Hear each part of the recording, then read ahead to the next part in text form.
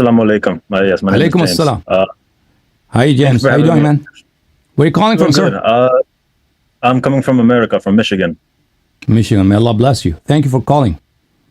Yeah, thank you. Just a few weeks ago, I started learning about Shia Islam, and a man pointed me toward your show. I've been looking at the Okay. English version. My Urdu is really bad. So I tried to understand some of what's going on in the comments, but it seems like Okay. the premise for Shia Islam is that Ali was the successor of the Caliph.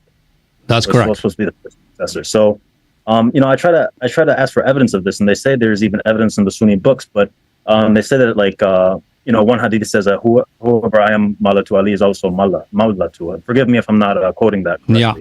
But I know that word Arabic Mawla is kind of it's debated whether or not it means successor or whether or not it means companion.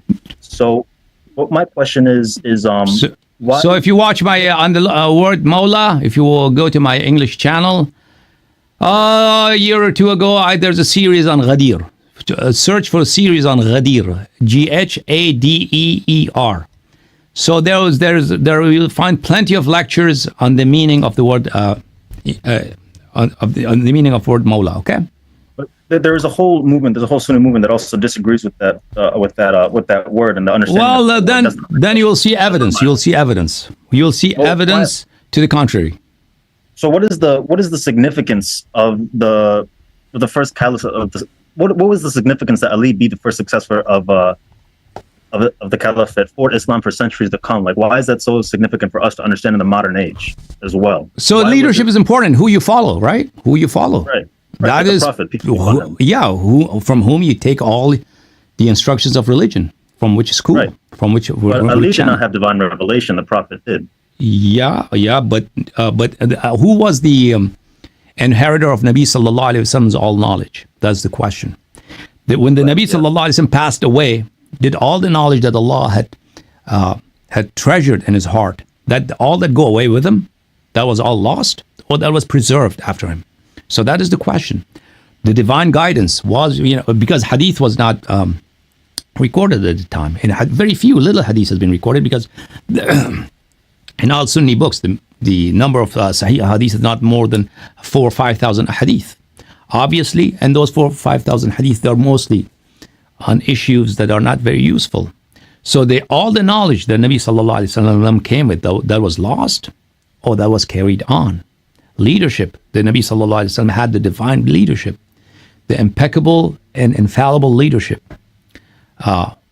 Was that after him there's no such other guide after him, or there is? So that is the question, right? If we follow the non-Shia school, then it means that no, after the Nabi Sallallahu Alaihi Wasallam, it's no, he died. He did not mention who should be who we should follow after him, and he didn't have any clear instructions with regard to leadership after him, and he just died. Or no, the Nabi Sallallahu Alaihi Wasallam passed away. Before passing away, he appointed someone who was just like him, as capable as him, as divinely guided as him. So that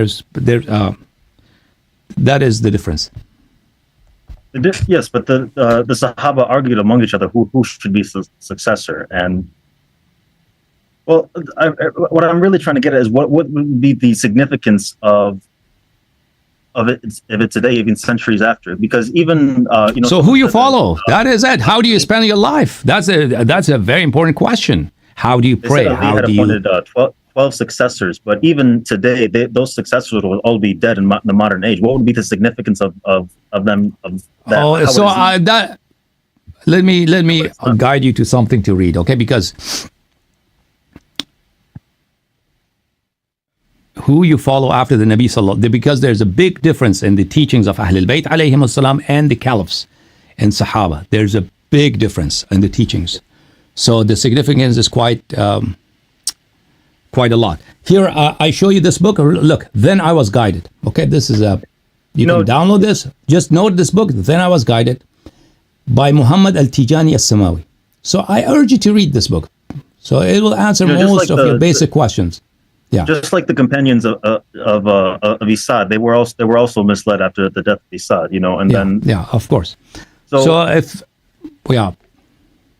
Sorry, go ahead. So what I'm trying to get at is like, what if Ali was supposed to be the successor? Why was it not? Why is it so ambiguous? And why is it there's? It was not ambiguous. It was not ambiguous. Though you're told wrong. It was very clear.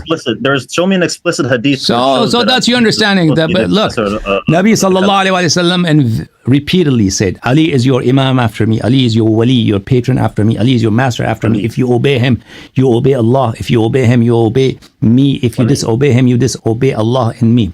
So there's no ambiguity in that. Okay, you don't know. You assume. You are not aware. You are not aware. You think it's ambiguous. Okay, I urge you, please read this book. Read this book and then come back. Okay. You should not have because to most of the prerequisites that you have in your mind, the requisites that you have in your mind, the underlying things that you assume as facts, they're wrong. Okay. No, you should just read the entire book to understand this one concept. It's not an entire. It's only 100 pages, 120 pages. Just read it and then, okay. So all of these things that you are saying is wrong. Is not true. That Nabi sallallahu alaihi wasallam. Just the fact that you leave it ambiguous. That is not right, because Nabi sallallahu alaihi wasallam is a guide from Allah, from God, the creator of the heavens, the creator of the universe. How could he not leave clear instructions with regard to his successorship? While the most divisive, the most contentious issue in Islam after Nabi sallallahu alaihi wasallam is the question of successorship. Do you think it makes sense? Then let it be clear that he was referring to them as to show that the wali and mawla means closeness of the companionship. No, there's not just the mawla with the word mawla. So there are other words also as instructions of the Nabi sallallahu alaihi wasallam. The Ali alayhi salam is your imam after me. He's your wali after me. If you follow him, you will go to paradise. If you don't follow him, you will go astray. All those ahadith. If you obey him, you have obeyed me. If you disobey him, you disobey me. All of those ahadith. If you follow my Ahlul Bayt alayhim, only if you follow my Ahlul Bayt alayhim as-salam, you will go to the straight path. So if the ambiguity is just like you say that, okay, why California is bigger than the United States? So I don't know how to respond to you. Just go look at the map. California is not bigger than the United States. California is part of the United States. So the things that you have in your mind, those underlying things, they're all wrong, brother. Okay? The statements of the Prophet, peace be upon him, are not ambiguous. But I'm trying to say that, especially when I read the English translation, forgive me, it is ambiguous. But when I go back to Arabic and I understand the meaning of the wali, like you bring up the word wali as if it means leadership. But if I go to the Al-Baqarah 257, they also use the term wali when referring to Allah subhanahu wa ta'ala. But in this context, do you also think that wali means leadership, or are they also okay? So I urge you, please. This show is quite for people who speak Urdu, and people come here and they have advanced questions. So these are issues that really I have to refer you to read that book or my English lectures. Go to my English lectures. So your questions are quite superficial. Just think that Nabi sallallahu alaihi wasallam, it's incumbent upon him to convey a clear message. Ambiguity does not work, especially on contentious issues.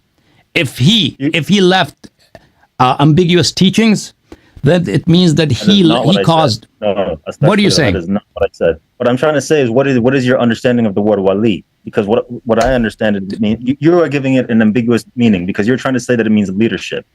And if we look at the Quran, it clearly means companionship or friendship. It depends where it's used.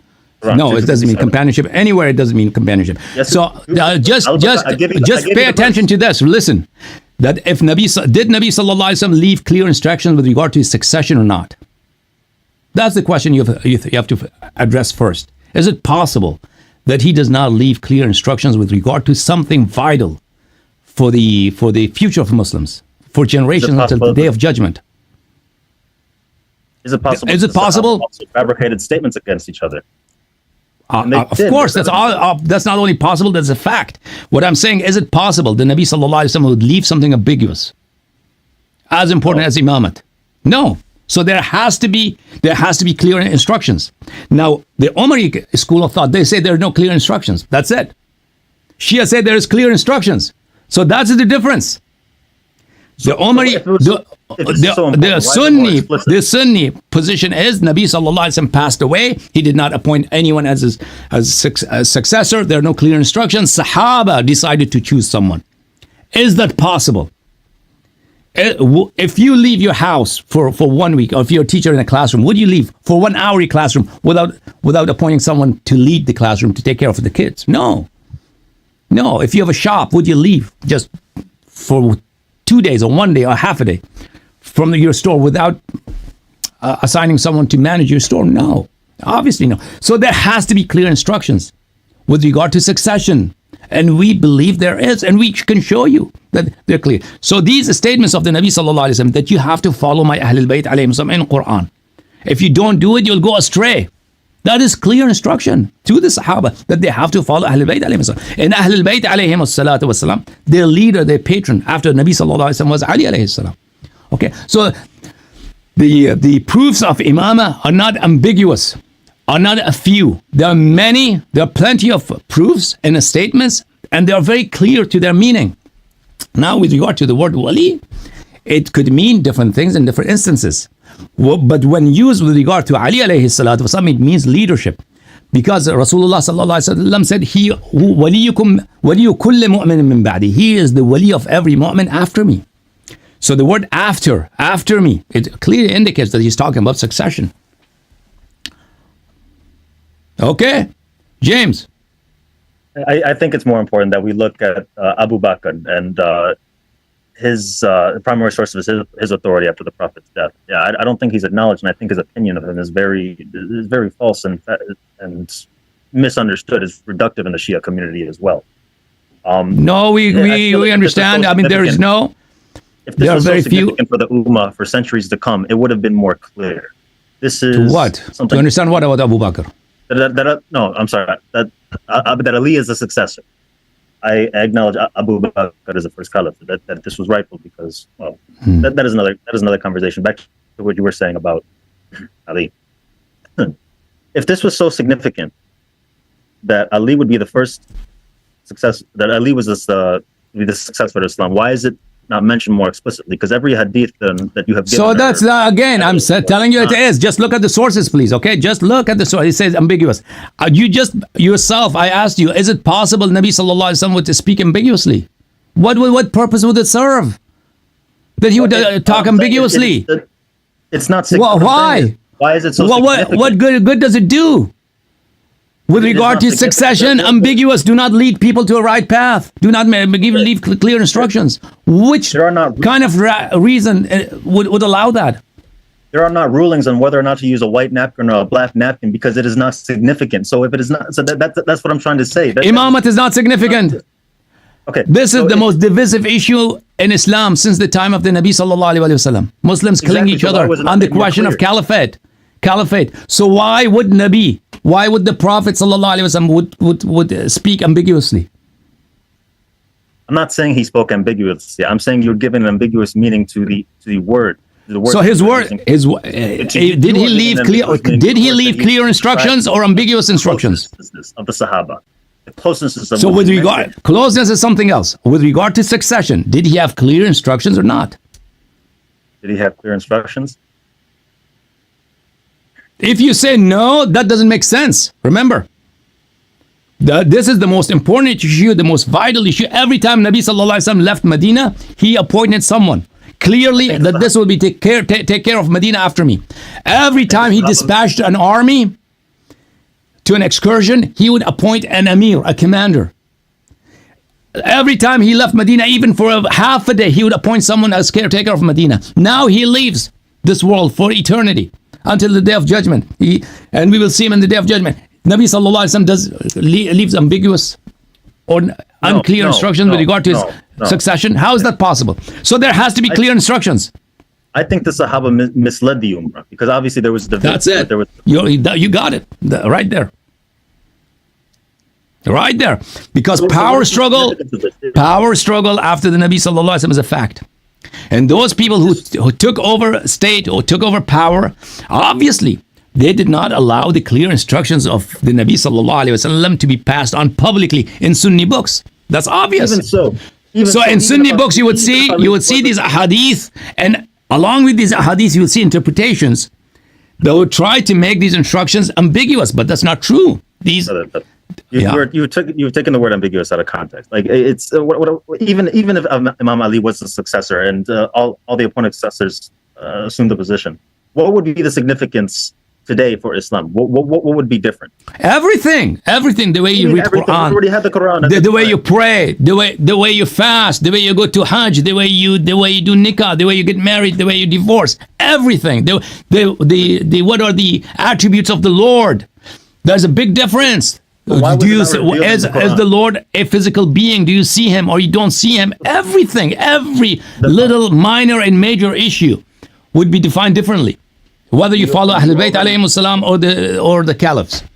We already have the Quran for rulings on this. Why? Yeah, but Quran, not everything is clear cut in the Noble Quran. Oh. Quran's interpretation is different. Can you say that again? Quran's interpretation is different. The Nabi sallallahu alaihi wasallam came before the Quran. No, that is not what you just said. You just said the Quran is not clear. No, not everything in the Quran is clear cut. Quran itself says that there are verses that are ambiguous, mutashabihat, and there are muhkam verses. Not all verses of Quran are clear in every regard. It's the duty of the Nabi sallallahu alaihi wasallam to be clear on everything. But Quran could be ambiguous on many things. But Nabi sallallahu alaihi wasallam cannot be ambiguous on anything. So there's quite a difference between the two. Because Quran is in the hands of a teacher. Quran refers you to the teacher. The teacher explains Quran. That's the Nabi sallallahu alaihi wasallam. You understand? You have Quran. All Muslims have Quran, and there's quite a difference between Muslims and the interpretation of the Noble Quran.